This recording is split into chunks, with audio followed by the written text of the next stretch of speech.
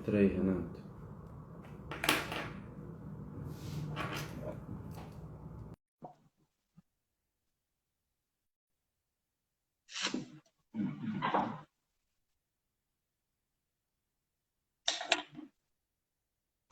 Olá, boa noite, Boa noite, doutor Paulo, tudo bem?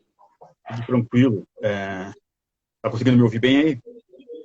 Tá ótimo. Acho que por aí também tudo certo, né? Tá me ouvindo Tudo bem? certo, tudo certo. Legal, legal.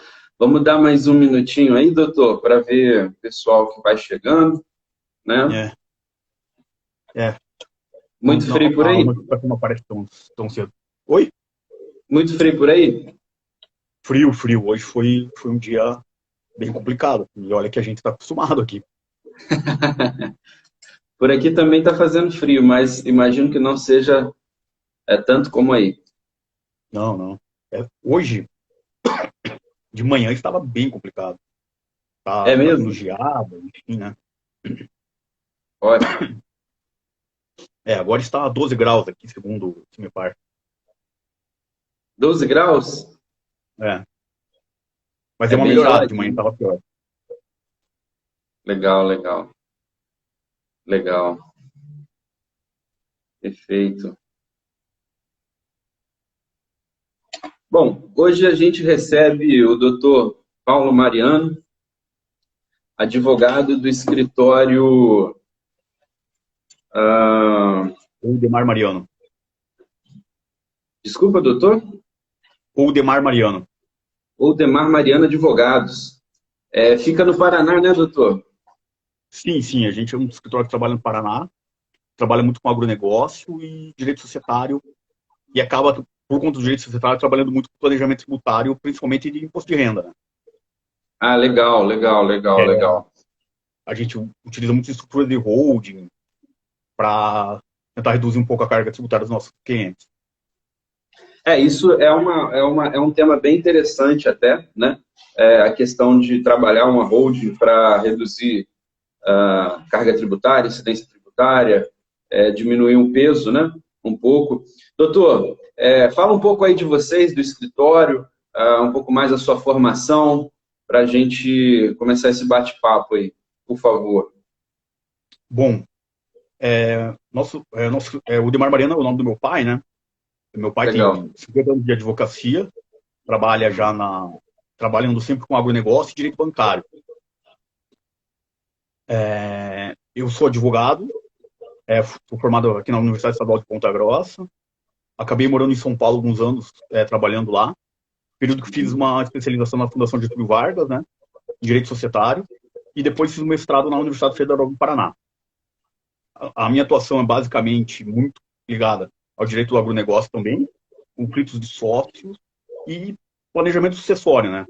E daí, quando a gente faz planejamento sucessório, a gente acaba lidando muito com imposto de renda e estruturas societárias, né? Holdings e afins, né? Acho que é um grande mercado, né? Trabalhar. Acho que não tem como você trabalhar com direito empresarial, com planejamento no Brasil, você entender muito tem que trabalhar muito com imposto, né? Porque, Sim, enfim, nossa carga tributária não é segredo para ninguém que é muito alta, né? verdade, de fato. O pessoal está E é entrando hoje, aí, e é hoje o tema pode falar. do nosso encontro, né, doutor? Esse segundo Sim, sim. pacote aí de proposto pelo governo, né, de reforma tributária, trouxe uma surpresa muito grande para o mercado, trouxe até uma instabilidade, né, quando a gente fala de bolsa de valores, mas tem muito assunto, muita água para rodar debaixo dessa ponte, tem muita coisa a ser debatida e tem muita coisa para ser planejada, né? Falando um pouco aí da sua visão e da visão do escritório, já que vocês têm uma pegada bem forte nessa parte de diminuição de incidência tributária aí, né? Como é que vocês receberam isso? Como é que está a visão do escritório para isso? Bom, desculpa, eu tô ainda me recuperando da Covid, então estou com um pouquinho de tosse. Bom, vamos Ah, lá. imagino. Até o dia que vocês entraram em contato comigo, né, foi no último dia de isolamento, E acabou que eu estava um pouco... Eu tinha visto algumas notícias da reforma e tal, mas não tinha me inteirado, não tinha me inteirado muito, né? Por conta do isolamento. Sim. Aí a gente conversou e eu comecei a dar uma estudada, dar uma lida no projeto, ver o que estava sendo falado. E não foi nem um pouco agradável, assim, de modo geral, né?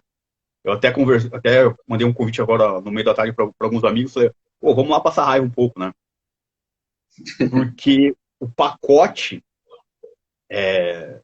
a reforma proposta tem claro intuito arrecadatório, até vou falar disso um pouco aqui, o porquê Legal. disso, e mais do que isso, né? É uma reforma feita por profissionais, assim.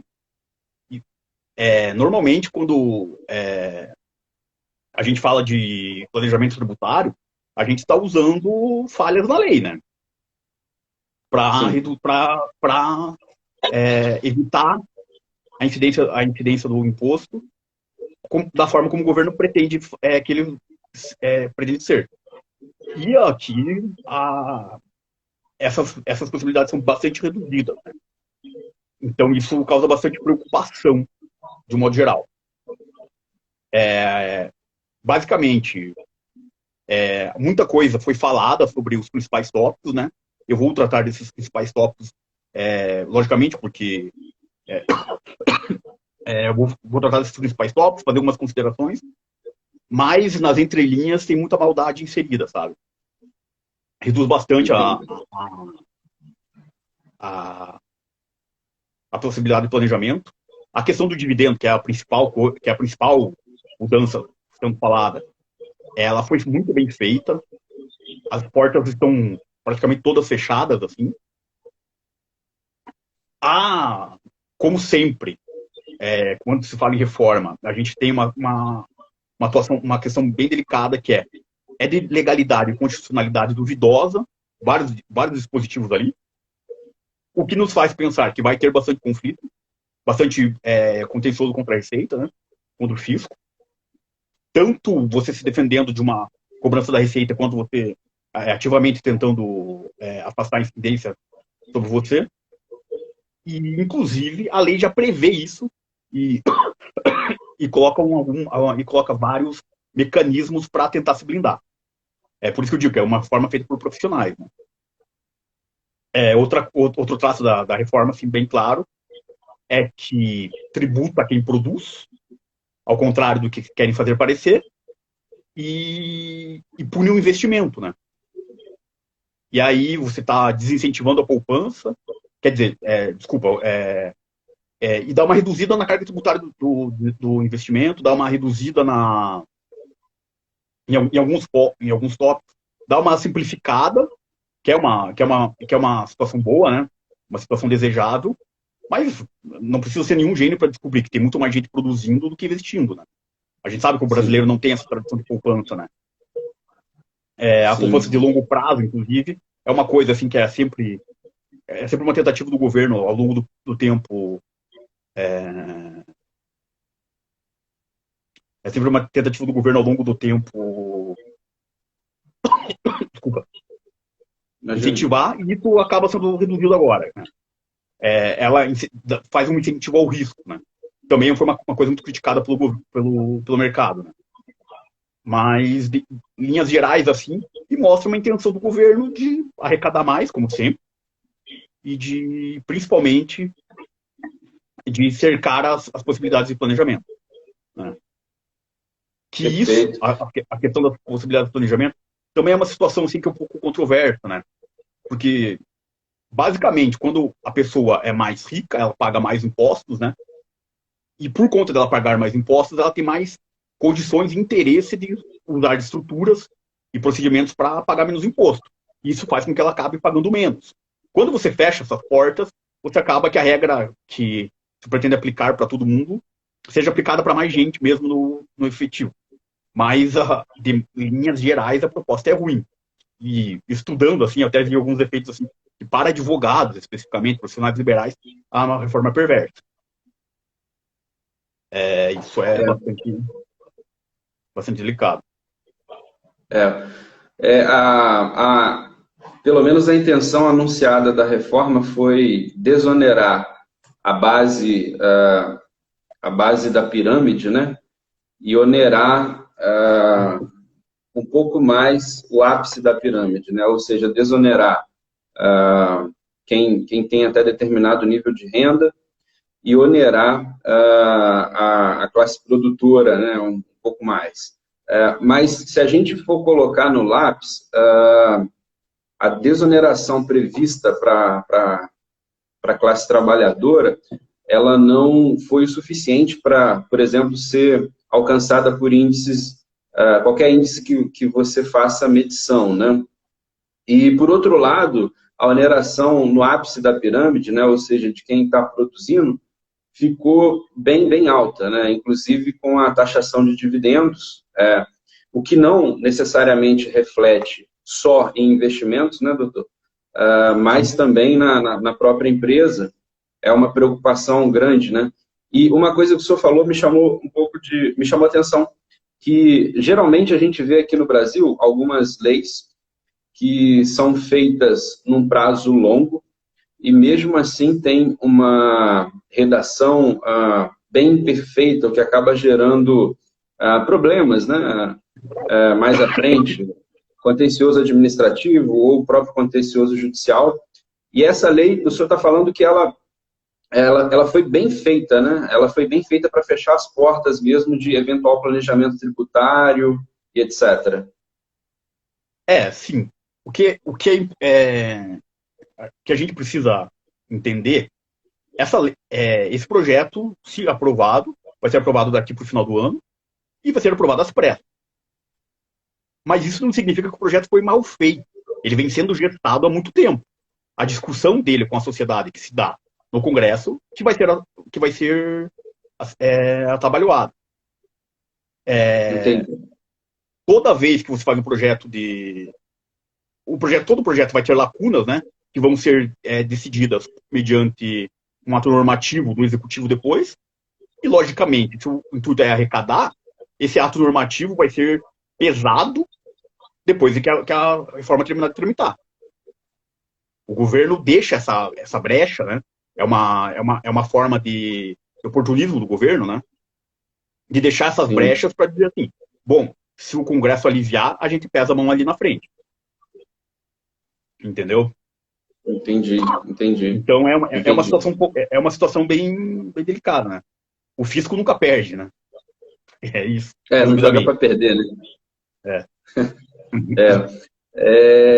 Doutor, esse projeto de lei, caso aprovado, ele teria vigência, entraria em vigor quando? Por isso ser é uma norma coisa tributária. que é relevante. Eu até coloco isso ali no meio da apresentação. Por quê? O imposto de renda está sujeito ao princípio da anualidade. Então, eu tenho que aprovar ele para vigência no exercício posterior. Mas eu não tenho um prazo mínimo. Então, ou seja, se ele aprovar dia 15 de dezembro, ele vale dia 1º de janeiro. Se ele aprovar dia 2 de janeiro, não aprova, porque vai estar em excesso, logicamente, ele vale dia 1º de janeiro do ano que vem. Porque o exercício é conhecido com o ano civil, né? Então, isso é importante dizer o quê? A gente não sabe o que vai sair do Congresso, até porque o Congresso não recebeu bem a proposta, ecoando a sociedade. Como você disse, né? Essa proposta essa alegada intenção de desonerar a base e tributar o topo da pirâmide. E toda vez que vão fazer uma reforma tributária, eles falam isso. Porque é muito simpático, né? Uhum. Mesmo que empiricamente ali, a simples corte do fim da declaração simplificada, só isso já afasta essa alegação. Só isso ali, os efeitos que vai causar, já são bastante para dizer que não é a intenção. Ou, se fosse, eles estão completamente equivocados. O que não é o caso, porque a gente sabe que ninguém ali é criança. Todo mundo ali sabe muito bem o que está fazendo. Então, isso é muito importante a gente falar desde já. Se aprovar dia 15 de dezembro, dia 20 de dezembro, vai valer dia 1º de janeiro. Entendeu? Entendi. E aquilo, se chegar nos 45 minutos do segundo tempo lá, e alguém aprovar uma emenda disso, daquilo, vai valer. Então, isso é bastante delicado. A gente está falando aqui qual que é a intenção do governo, mostra o sentido que o governo quer empurrar as coisas, mas lá na ponta a gente não controla o que acontece no Congresso, nem o governo controla, a gente pode surgir uma surpresa, e aí aprova lá dia 15 de dezembro, e você tem até o dia 1º para se virar. Se virar, né? Faria Então, sentido, então, doutor? Pois não, desculpa. Não, pode falar, pode falar. Faria sentido, então, conforme ela for andando, claro, a gente está falando de uma proposta de um projeto de lei, né? Em tese, nada aconteceu, ela só iniciou a tramitação. Depois até queria que o senhor falasse um pouco dessa tramitação.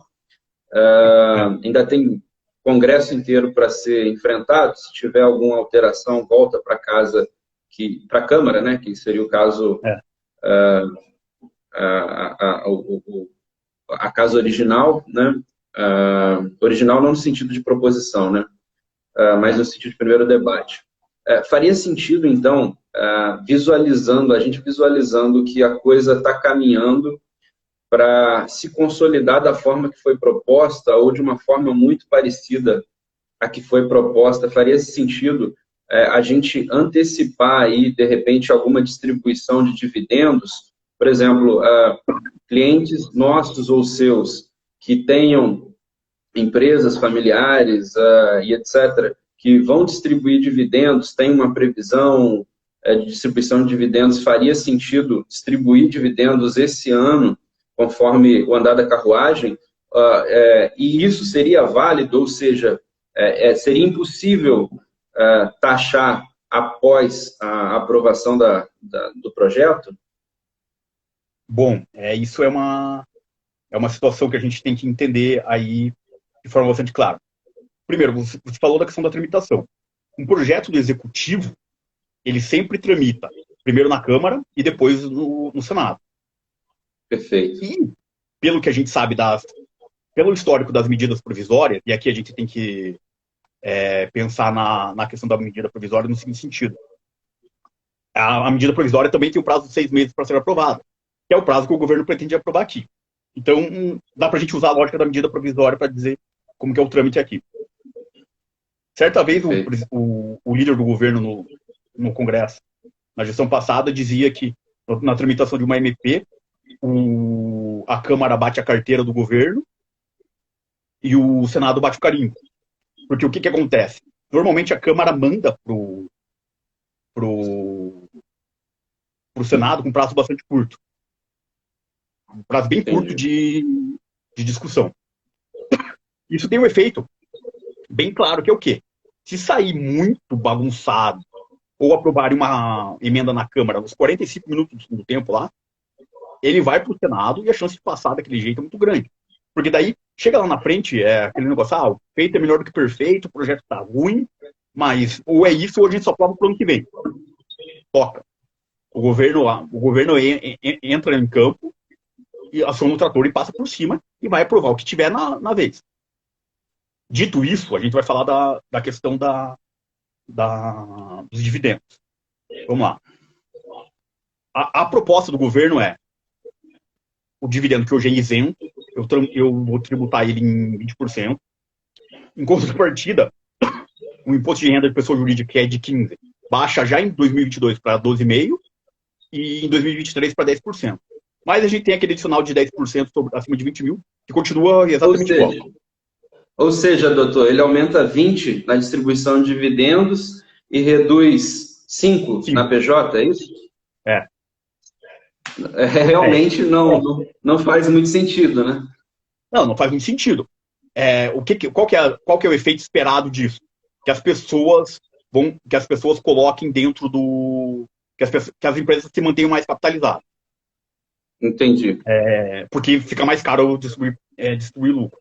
Tá. Dito isso, se você tem lucros acumulados, distribua. Distribua o dividendo já. Até, se eu pudesse falar assim, uma única dica para você que é empresário, que liga amanhã pro seu computador e fala assim, a gente vai distribuir tudo que tiver aí e já vamos preparando a operação, né? Até o final do ano. Eu acredito, até porque disso a gente precisa falar da tramitação, Quando a gente teve aquela nossa conversa, eu liguei para algumas pessoas que estão bem por dentro da, das reformas que estão rolando. Sim. E que estão em Brasília, né? Eles me falaram a mesma coisa. Falaram assim, ó, o governo só prova isso se aprovar algumas das PECs que estão lá dentro. O Congresso não vai dar só isso para o governo. Então, nesse cenário, por exemplo, hoje o Rocha, que é o senador relator da proposta de emenda da Constituição, que unifica 9 impostos no IVA, disse que o relatório está pronto até o final de semana para votar. Então pode ser que isso seja colocado no bolo, entendeu? Então pode ser que a reforma seja mais ampla. Sim. O Milk 66 está perguntando se PGBL tá nessa também. Não, ele não muda nada para a Previdência. Isso também, com o intuito muito claro, né? O governo quer desonerar a Previdência Pública e, por isso, a Previdência Privada continua sendo a menina dos olhos. Continua sendo uma atividade incentivada. A gente sempre gostou, ainda nesse parêntese aí que o senhor puxou da pergunta, a gente sempre gostou de usar o veículo previdenciário como uma forma de redução de alívio, né, de tributação, porque ele pode chegar a 10%. Mas a perspectiva que o senhor colocou é bem interessante, né? Lógico, essa redução para 10%, que já vem com o veículo previdenciário e não mudou nada no projeto de lei, de desonerar o Estado de ser o único garantidor, né, previdenciário e incumbir o próprio investidor dessa tarefa, né? Aí tem outra situação aqui com relação aos dividendos. É aquilo que você me perguntou. O que é o fato gerador, né? Quando a gente está falando de imposto, a gente fala de fato gerador, né? Que é o evento que acontece que dá a cobrança. É a distribuição de lucros e não a apuração. O que isso significa? Significa que se você tiver lucros acumulados durante muitos anos e deixar para distribuir ano que vem, você vai pagar 20%. Mas aí vão falar assim, mas aí vai ter uma bitributação. Sim, vai ter uma bitributação, sempre tem. Mas o que isso significa? Que você vai ter apurado o imposto de renda de 15% e mais 20% na hora de distribuir. E não os 12,5% que o governo oferece como contrapartida. A legalidade e constitucionalidade disso é duvidosa. A gente sabe disso. E, nesse sentido, ou você distribui já, ou o que está acumulado, ou além de pagar os 20%, que você vai acabar tendo essa discussão. Eu posso querer discutir? Pode, mas vai ficar alguns anos no judiciário e corre o risco de perder e ter que pagar do mesmo jeito, com multa, honorário e afim. Então, essa situação é bastante delicada. Então, assim, é sempre uma dúvida que o cara fala assim, mas o lucro que está lá foi tributado em 15%.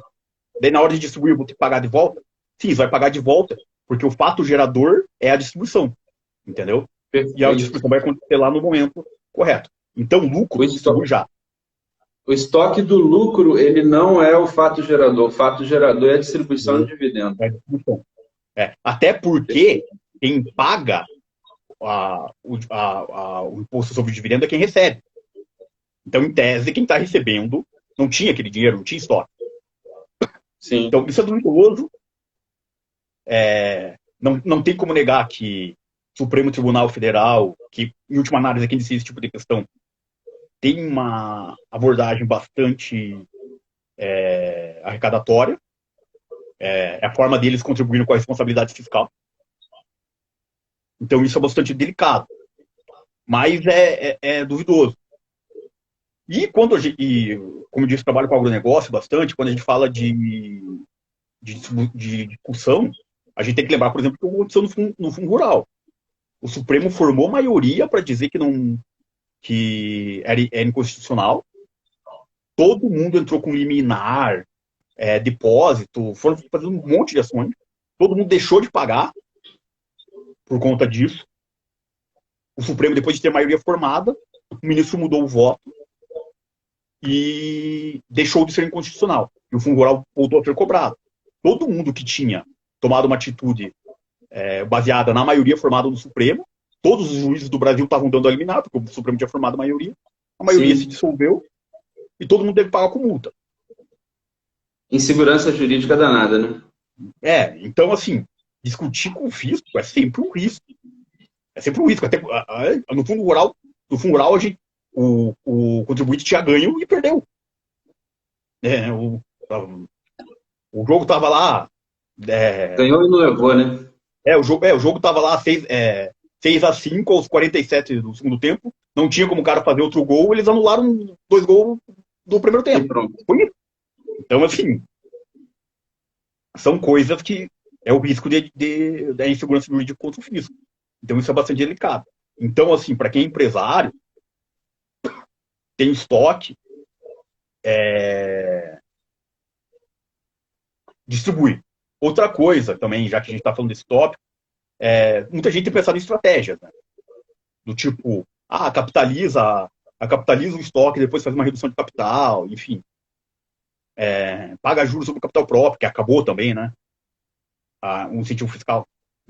Não faça isso, porque não vai funcionar, porque as doses de maldade é bem grande lá. Eles já estão prevendo todas essas hipóteses, assim, né? Então... A proposta, ela não permite a redução a capitalização se você reduziu capital nos últimos 5 anos, né? Então, a gente volta naquilo que você falou, foi bem elaborado esse texto, né? Para não deixar margem ou diminuir bastante, né? Eventual exploração de brechas na legislação, né? É curioso, porque eu fiz a minha dissertação de mestrado sobre capital social e sobre fraude, sobre distribuição disfarçada de patrimônio da empresa para o sócio. E aí eu estava falando de como distribuir, eu estava falando das hipóteses que o cara consegue distribuir o patrimônio da empresa para o sócio em prejuízo dos credores. E fiz um estudo, assim, embora isso seja muito incipiente no Brasil e na Europa, por conta da discussão do Código Comercial Unificado da União Europeia, isso foi muito estudado. Nos Estados Unidos também.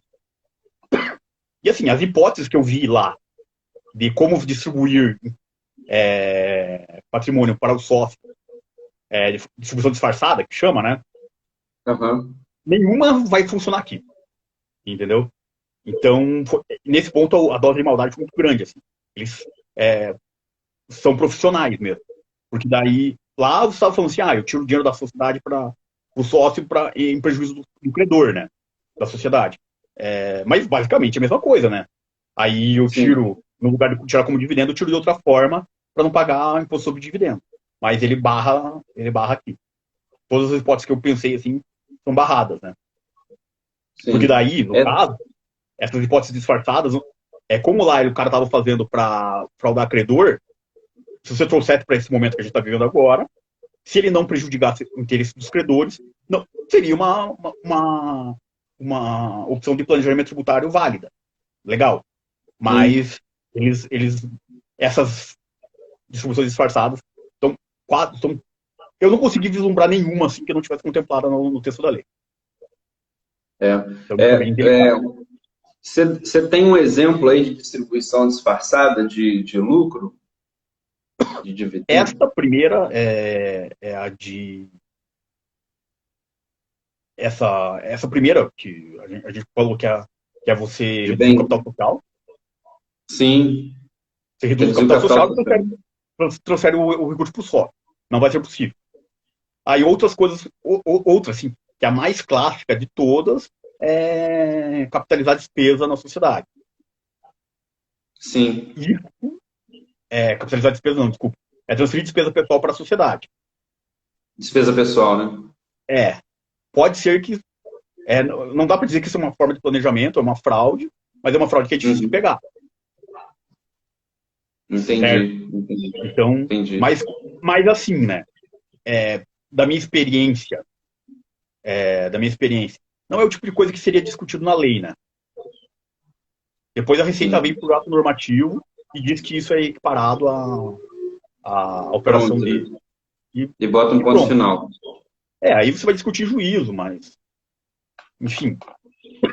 E também daí, a gente tem que dizer, isso vale para a tua empresa lá em que você é o sócio, né? Mas, no entanto, né, para quem tem, por exemplo, carteira de dividendos, isso não vale. Então, isso fica bem restrito. Assim. Então, acho que a estratégia para escapar disso é fugir da tributação. Perfeito, perfeito, perfeito.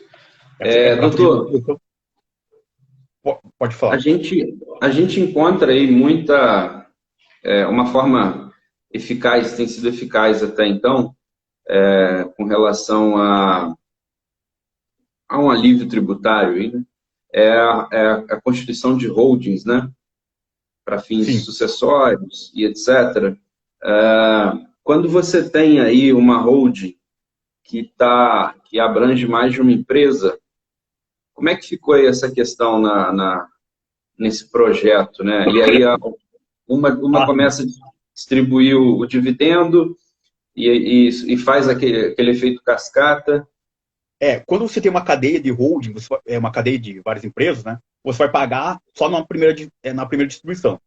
Então, por exemplo, assim, uma estrutura que é comum, assim, famílias empresários que já estão há bastante tempo usando isso, cada um dos cônjuges constitui uma holding, e aí os negócios da família são distribuídos a participação, né? Sim. Então, por exemplo, se tiver uma cadeia, os dois cônjuges têm uma holding, e embaixo eles têm uma empresa que administra participação em um grupo ou outro de empresas lá. Você paga a distribuição de dividendos da empresa operacional para a primeira holding e da holding para holding original dos sócios, né? Para holding pessoal, isso vai ter uma compensação. Logicamente, esse mecanismo de compensação nunca funciona 100%, mas não vai ter essa bitributação. Né? Então, nesse ponto, a lei é bastante... A lei não muda muito. O que é importante dizer é que a reforma trata de imposto de renda de pessoa física, né? Então, as vantagens tributárias que uma holding tem hoje continuam. Vai mudar alguma coisa ou outra ali, né? No relacionamento dela com o sócio lá na ponta, mas, de modo geral, continua, né? Perfeito. Eu acho que os aspectos da holding fica ainda mais interessante. Como assim? A gente pode explorar um pouco isso? Qual aspecto da holding é interessante? Por exemplo, fundo de investimento imobiliário deixa de ter isenção para a pessoa física e passa a ter uma alíquota única de 15% para a pessoa física ou jurídica. Então, por exemplo, para quem tem uma holding e vai investir em fundo de investimento imobiliário, a holding agora é tão interessante quanto a pessoa física. Então, nesse ponto, assim, eu acho que a holding ganha alguns pontos aí. Mas... Só que também tem uma situação, né? Aqui sou eu dando um tiro no próprio pé, né? Já que eu trabalho com isso. Vai vir a reforma do imposto de renda de pessoa jurídica daqui a pouco. E pode mudar tudo. Mas, essa proposta, mesmo com todos os problemas, ela dá esse caminho dizendo assim, a gente quer fortalecer a pessoa jurídica porque a pessoa jurídica é um instrumento econômico muito forte. Assim. Quem produz é a pessoa jurídica, né? Sim. Quem produz, em última análise, são as pessoas, né? Mas quando eu, empresário, eu, advogado, a minha produção está concentrada na minha pessoa jurídica e não na minha pessoa física. Então, o fato de fortalecer a pessoa física fortalece a produção, né? Então, nesse ponto, é um alento, né? Sim. Ela é mais voltada para você manter a empresa capitalizada, né? Do que ter esse benefício societário, né?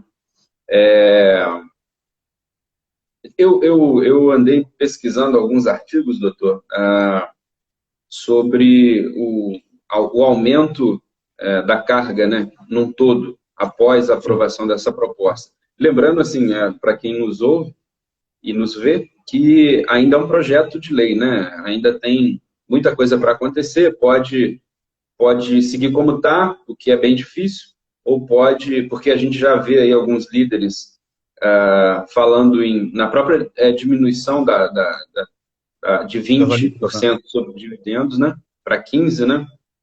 Falam de 15, 5, 10. Pois é. Mas assim, desculpa interromper, Gleison, mas é uma coisa assim que Não, vamos historicamente a gente embora, sempre não vê. bate-papo. Tá? A hora que o negócio, a hora que põe o bode na sala, né? E daí Sim. todo mundo fica assustado, todo mundo fala, é feio, não sei o quê, tal. Mas daí lá, 20 de dezembro, primeiro Natal pós-pandemia, todo mundo pensando na família, em se reunir no final de ano, primeira vez que vai ter uma reunião familiar depois de muito tempo, toca o 20% e ninguém vai ver.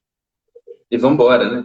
E até A se gente sabe como é que aprovar, funciona. não aprovar em 20, mas aprovar em 15, que também é bem alto. É, O pessoal vai acabar ficando feliz, né? Porque tirou o bode da sala, né? é. Mas ficou coisa ali, né? Isso também é um efeito da reforma, né? O governo sabe que vai ter que desidratar. Então ele joga lá em cima. Ele joga lá em cima, né? Ele ancora, né? Todo mundo que negociou alguma vez na vida sabe como é que funciona. É uma Agora, coragem. a dúvida que fica nessa tramitação é a seguinte: o Congresso já deixou claro que só aprova se conseguir aprovar algumas das PECs. Qual vai ser a PEC que vai ser escolhida? Qual vai ser os termos dessa PEC? Entendeu? Pode ser que os efeitos dessa reforma sejam mais por conta das outras PECs. A PEC do AVA, né, do IVA, Unificação do imposto. dos 9 impostos sobre valor agregado, causa uma certa confusão tributária, porque tem um regime de transição que dura 10 anos, mas traz bastante vantagens, né? Sim. Mas eu te garanto que se aprovarem junto com a do IVA, todo mundo vai esquecer tudo isso que a gente está conversando e vai se preocupar com as alterações que o IVA vai causar. Principalmente quem é Por empresário. ser mais drástico? Por ser mais Sim, drástica? porque a proposta do IVA, a proposta do regime de transferência é a seguinte: no primeiro ano, a carga tributária vai ser 90% atual e 10% do IVA. No segundo, 80-20. E vai fazendo essa transição. Por que foi feito isso?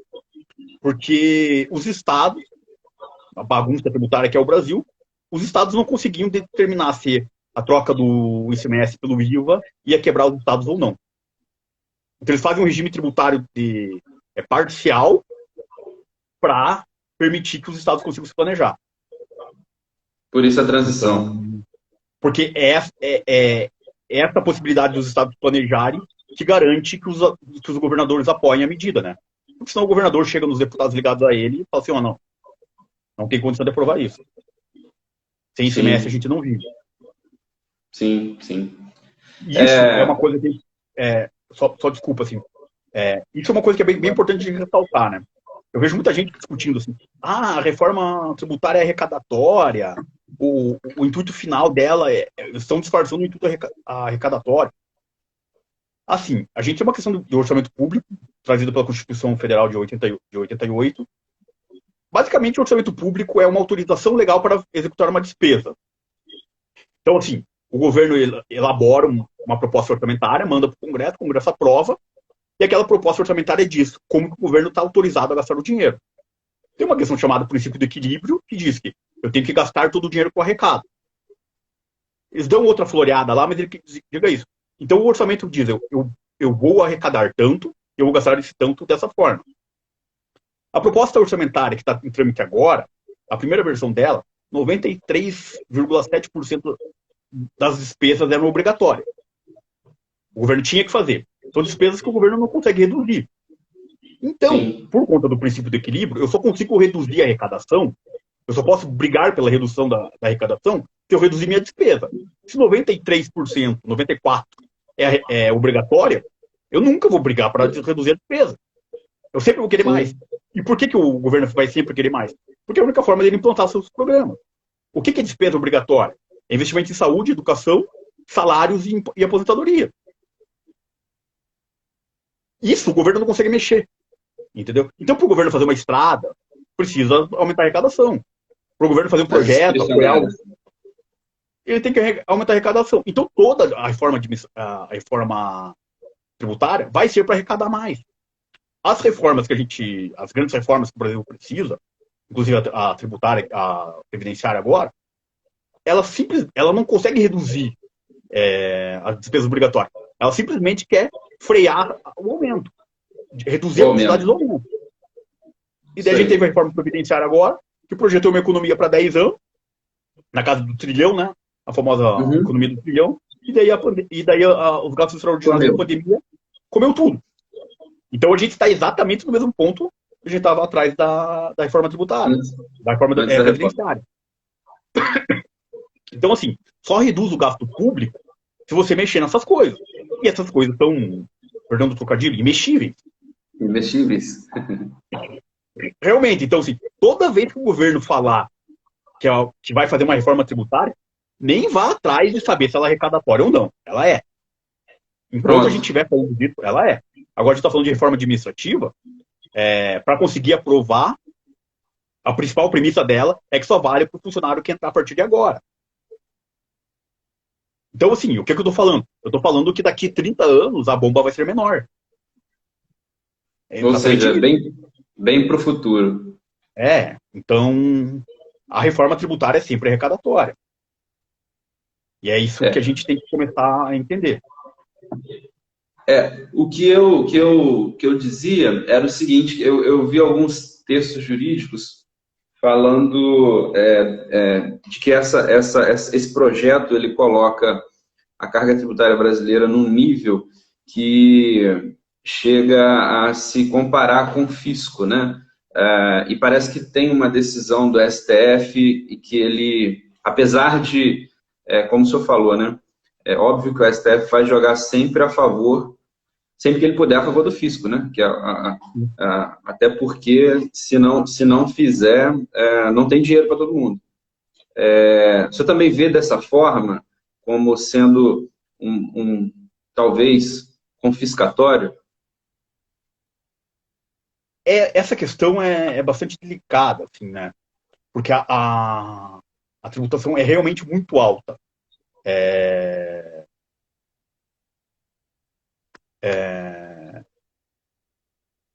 Então, assim, chega num nível que as coisas começam a ser contraproducentes. Também tem uma questão da carga tributária que chega num nível em que a carga tributária é tão alta que ela começa a diminuir a arrecadação, porque você começa a travar demais a economia. O que eu acho um problema do Brasil, assim, é muito claro. É um sistema tributário muito complexo. E, assim, eu até aqui, quando a gente fala do fim da declaração, da declaração simplificada para a pessoa física, a gente está falando de uma tremenda sacanagem com o contribuinte. Pois é. E agora, além de pagar mais imposto, o contribuinte vai gastar mais tempo para conseguir pagar imposto. Já é difícil, né? Porque assim, é só você ligar para o seu contador hoje e perguntar para ele quanto que é uma declaração simplificada e quanto que é uma declaração completa. Ele vai te dar 2 preços. E agora a simplificada acabou. Então, basicamente, você vai ter que gastar mais, você vai ter que pagar mais para o seu contador e, além disso, vai gastar mais tempo para juntar os documentos. É obrigação acessória essa daí? São as declarações. Exatamente, são as obrigações acessórias, né? O que a gente chama de obrigação acessória é a obrigação que você tem, não de pagar o imposto, mas para calcular e aferir o montante de imposto. Então, assim, o que é uma declaração acessória? É a declaração. Sim. É a geração da guia. E aí, já adiantando o tópico, o que acontece? Hoje você tem a declaração simplificada, que, para quem não está muito habituado, é mais ou menos lucro real e lucro presumido. É mais ou menos a mesma lógica. Então, no lucro real, eu pego receita menos despesa, apuro o lucro para pessoa jurídica. Eu pego receita menos despesa, apuro o lucro e sobre ele eu aplico os impostos. No lucro presumido, eu pego determinado ramo da atividade e eu presumo que naquele ramo a relação despesa-receita é tanto e eu aplico uma alíquota direta sobre o faturamento. Ele faturou um bi, R$1 milhão. Eu vou, no lugar de aplicar 15% sobre R$1 milhão, eu aplico uma alíquota que equivale a 15% sobre 300 mil, porque eu presumo que naquele ramo a lucratividade é de 30%. A declaração simplificada é exatamente isso. O fisco está dizendo assim, olha, você está declarando o imposto, você está declarando o imposto aqui, e eu presumo que as suas deduções estão de tanto, então eu aplico a alíquota X. Sim. E daí tem lá no programinha, se alguém aqui faz o próprio imposto de renda, você vai ver lá no programinha da Receita, você cadastra as suas deduções e ele faz o cálculo. Não, a simplificada é mais barata ou a completa é mais barata. A completa, se você não calcular as deduções, você paga o imposto de renda sobre o total. Nessa reforma, ele acaba com a declaração simplificada para quem ganha mais de 40 mil reais anuais. Para quem tem um rendimento acima de 40 mil reais anuais. Então, se você ganha 3.300 reais por mês, a declaração simplificada deixa de existir para você. A partir daí, você obrigatoriamente tem que fazer a declaração completa. E a declaração completa, você precisa calcular as deduções. E qual que é o efeito disso? Que as pessoas ainda não perceberam, assim, que foi o que foi ele. A hora que eu li aquilo, eu falei, meu Deus.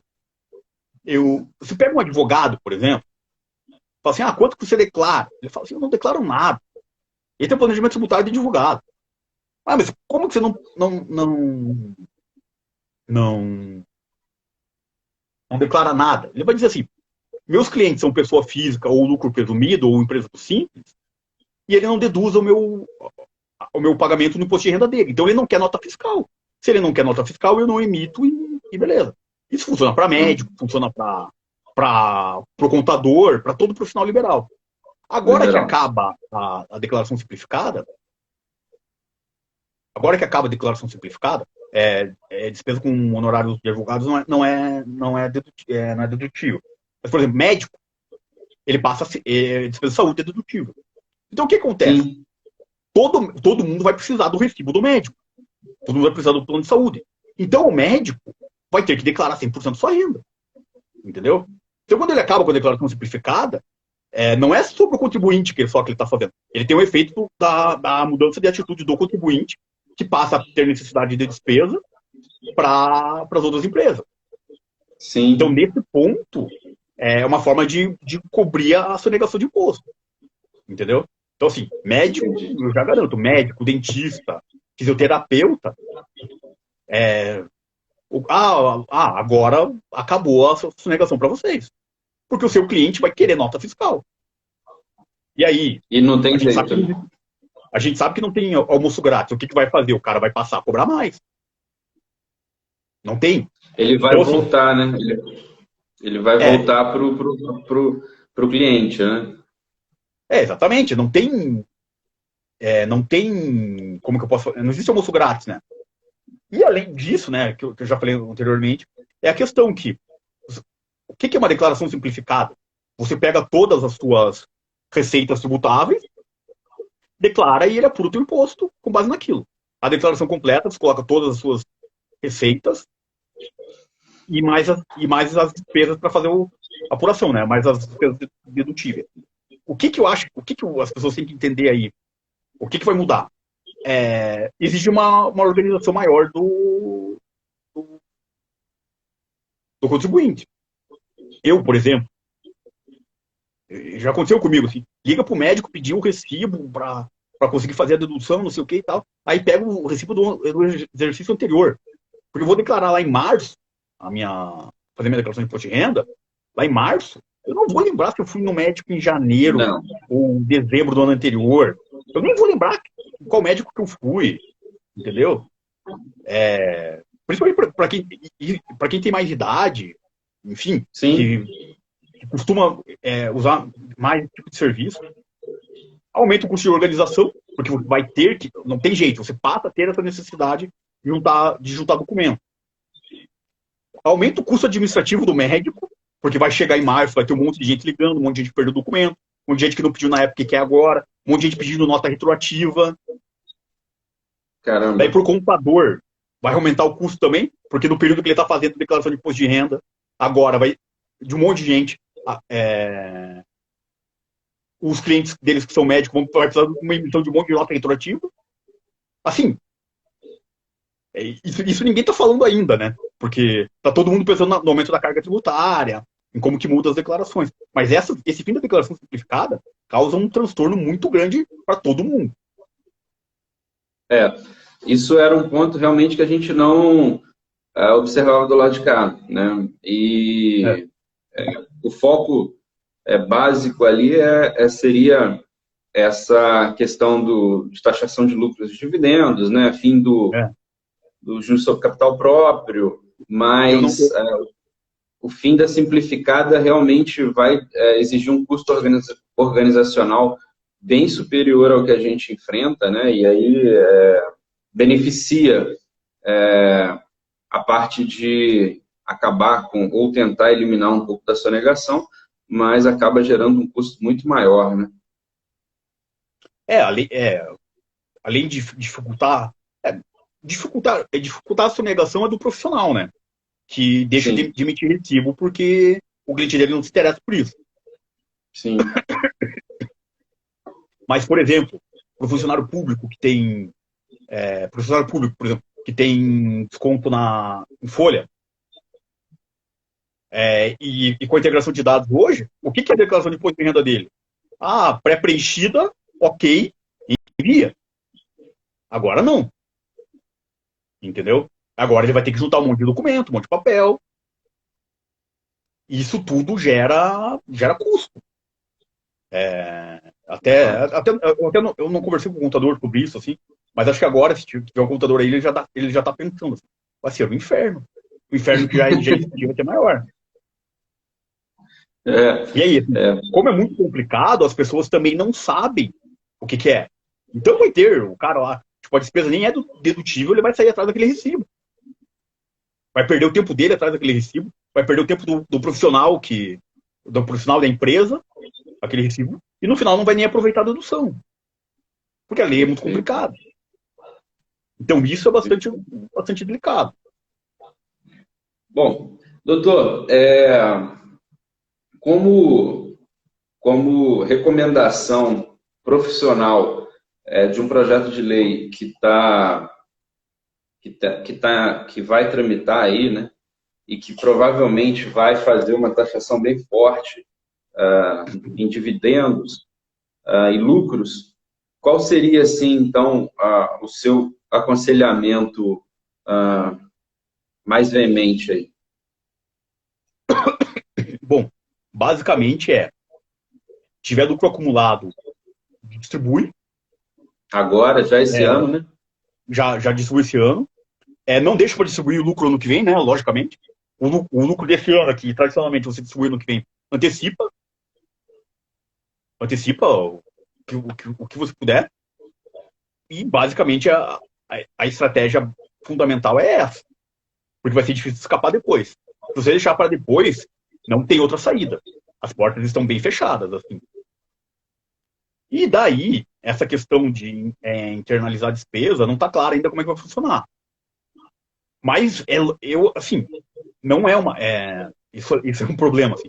Porque advogado e contador, quando você está com uma empresa, você sempre fica no ouvido do sócio. Não, o dinheiro da empresa é dele, o seu dinheiro é seu, não sei o que e tal. Só que agora, essa diferenciação do dinheiro da empresa e do dinheiro dele custa 20%. Então, agora, é um incentivo muito grande para não ter essa diferenciação mais. A gente não sabe como vai ficar. Naturalmente, o fisco vai tentar fechar essa porta de alguma maneira, mas é um incentivo perverso. Que é a primeira coisa. A questão daí para o profissional liberal, né? Se prepare, tanto do ponto de vista administrativo. Você é médico, você é fisioterapeuta, saiba que agora todo mundo vai precisar do recibo. Todo mundo vai. Então, lá em março de 2023, quando a gente vai declarar o imposto do ano que vem, já saiba que isso vai ser um efeito. Contadores também, né? Os contadores iam perceber isso em algum momento, né? Sim. O contador é um profissional, pela natureza da atividade, muito cético, né? Ele não vai se incomodar com o projeto de lei de ser aprovado. Mas ele com certeza ia perceber isso. Mas já saiba que vai ficar ainda mais difícil conversar com o seu contador no período de apuração. No período do imposto de renda, de pessoa física. E para fechar, Entendi. algumas coisas assim, que eu acho que são... Aí, se você der um Google lá, você vai ver lá que, por exemplo, operações com ações mudou a tributação, Sim. que era mensal, a apuração agora é trimestral, é uma facilitação. Todas as alíquotas passam a ser de 15%, e aí isso causa a compensação que antes era só... Que antes não, que continua sendo. Só entre a mesma alíquota, agora como a alíquota é igual, então a compensação fica mais ampla, né? Compensação de prejuízo. Mas isso aí você vai ver em qualquer lugar. A questão de investimento imobiliário, o fundo de investimento imobiliário deixa de ser isento, mas LCI, CRI, enfim, continua com a sua regra incentivada. E o porquê disso? Porque o governo não quer mexer no financiamento imobiliário, quer continuar fluindo dinheiro para o financiamento imobiliário. E aí, é um efeito também que a gente pode ficar atento aí para quem faz investimento, não tanto tributário, mas do ponto de vista de rentabilidade, que quem tem apetite por investir em imóveis, o fundo de investimento lá para cobra aluguéis, lá, que você vai pegar lá, laje corporativa, shopping, não sei o quê, ele deixa de ser tão interessante. Mas o investimento de financiar a expansão imobiliária continua sendo interessante. Então pode ser que flua mais recursos para a expansão imobiliária. É uma coisa que, do ponto de vista estratégico, é bom o investidor estar ligado. Atento a isso. A única coisa que eu acho que de ressalva que a gente tem que falar é do fundo de investimento fechado. O fundo de investimento fechado, como é que funciona hoje? O investimento fechado, o investimento com prazo determinado, quando ele encerra, ele distribui os patrimônios, você faz a apuração. Ele passa a ter o come-cotas. O come-cotas, que é 2 vezes ao ano, passa a ser uma vez só.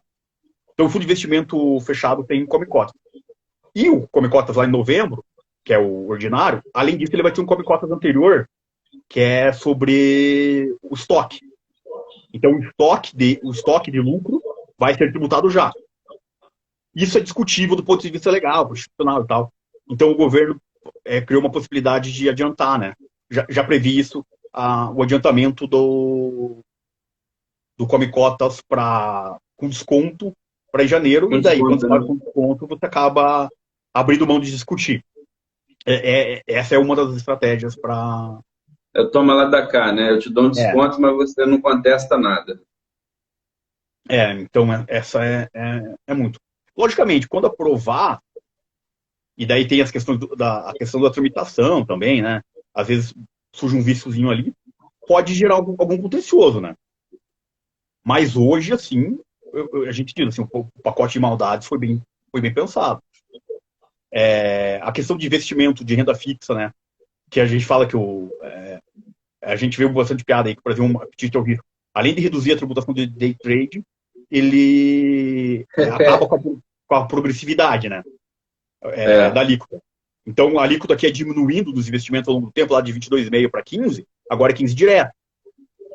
15 direto, então, também, que né, era só a de ação. O CDB lá do bancão, né, que você acabava pondo um dinheiro lá a longo prazo, não sei o quê, acima de 720 dias lá para conseguir os 15%, agora é 15% direto. Então, não sei qual que é o efeito que isso vai ter no mercado, especificamente, né? O CDB de curto prazo fica um pouco mais atraente. Então, vai diminuir a remuneração líquida dele. Mas aí, sei lá, para uma fintech se financiar, por exemplo, talvez seja mais fácil hoje. Enfim, sim, são coisas que a gente fica pensando, né? De modo geral, assim, o investimento dá uma melhorada, dá uma simplificada, mas é assim, né? Pro investidor lá, agora ele vai ter que fazer uma declaração completa, por exemplo. a carteira de dividendos fica um pouco menos atraente. Logicamente que as empresas, para manter seus acionistas, elas vão compensar de alguma forma. Mas não existe almoço grátis, né? Não, não existe, em lugar nenhum existe almoço grátis, né?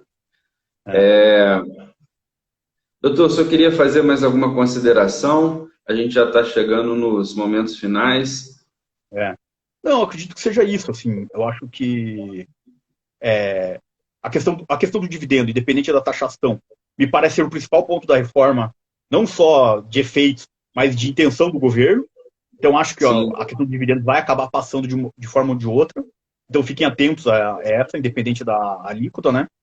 Mesmo que a alíquota seja diminuída, é um imposto veio para ficar. E a questão do fundo de investimento imobiliário e fundo de investimento fechado, né? Essa alteração, assim, a gente tem que começar a pensar. Logicamente que no mercado ninguém dorme, né? As pessoas já estão começando a pensar nas estratégias para conseguir manter a sua captação, né? Manter seu sim, retorno, né? Manter, sim. então, os investimentos vão pensar em alguma forma de se estruturar para não ficarem tão menos atraentes. Mas eu acho que era Perfeito. isso, assim. É um pouco. Até uma coisa assim, a correção da tabela foi abaixo dos índices de inflação, né? Então, aquela Foi. conversa de que eu quero desonerar a base da tabela, não, não, Não cola, né? não. É. Cada dia tem menos gente dentro, Pois é. entendeu?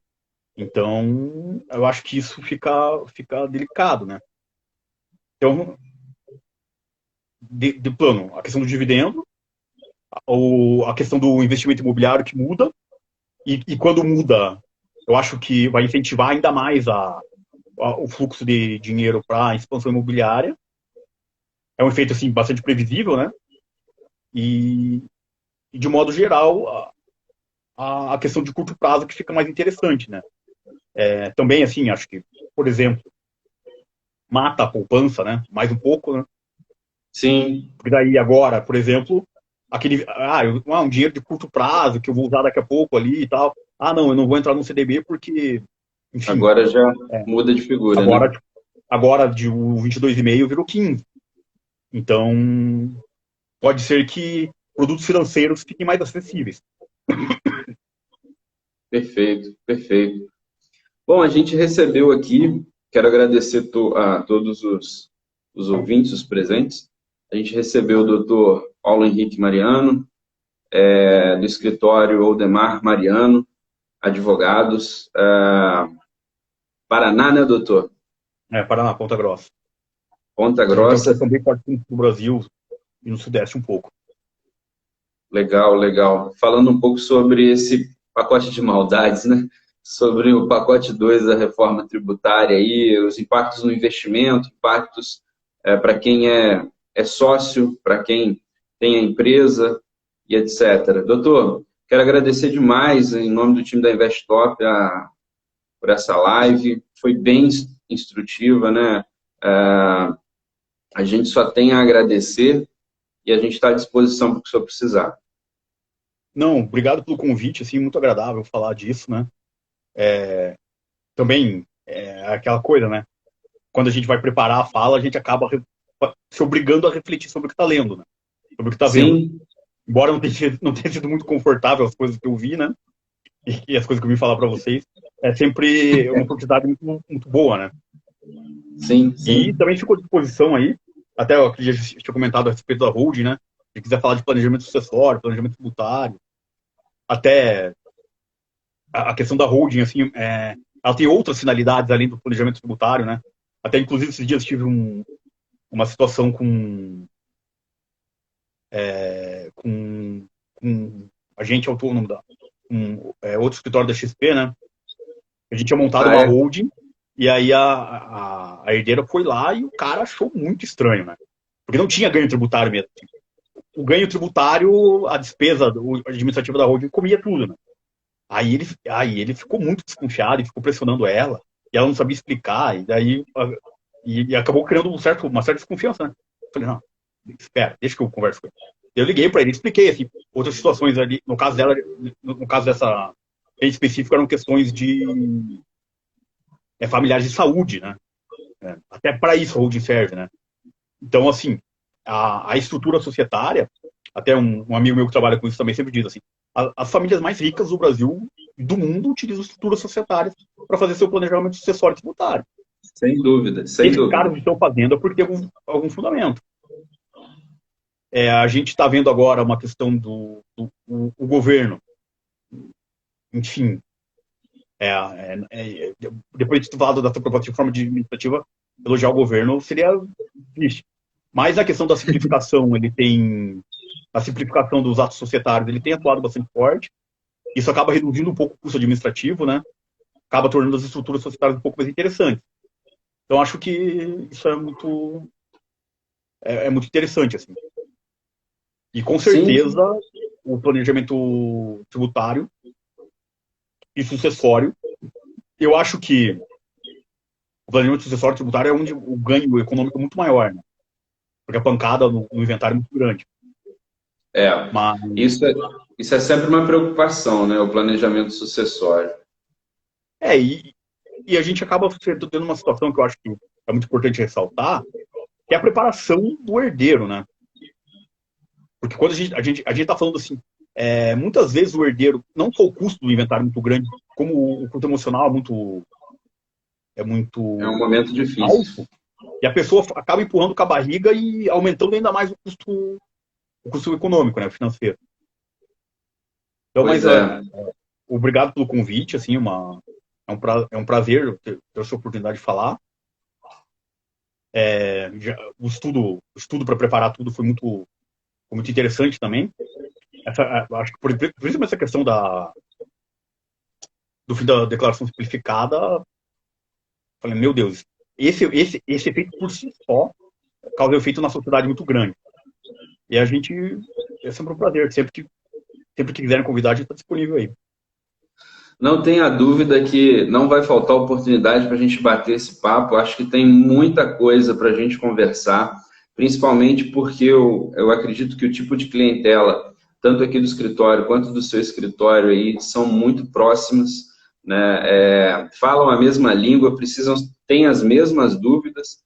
Então, assim, pode ter certeza que o senhor já está aqui na nossa timeline de convites para a gente explorar outros assuntos. Lembrando que essa live vai para o nosso YouTube, vai ficar gravada, depois a gente compartilha aí com todo mundo, quem não pôde participar. Doutor, um forte abraço, mais uma vez obrigado em nome do time da Investop. A gente também está disponível para o que vocês precisarem, tá? Enfim, né? Muito satisfeito por esse bate-papo. Muito obrigado. Até mais. Até mais. Boa noite. Boa noite, um abraço.